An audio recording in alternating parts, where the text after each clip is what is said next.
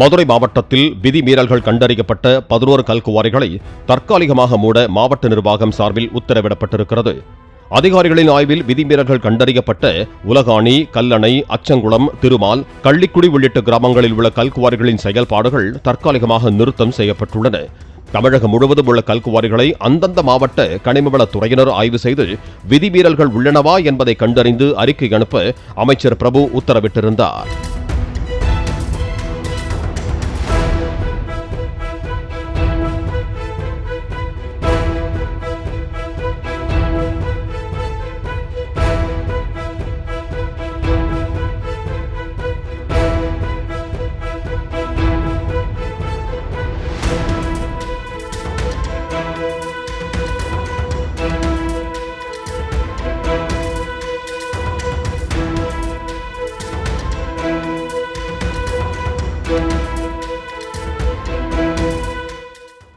Play store மற்றும் app ஸ்டோரில் இருந்து பாலிமர் செயலியை QR கோடு மூலம் பதிவிறக்கம் செய்யுங்கள்.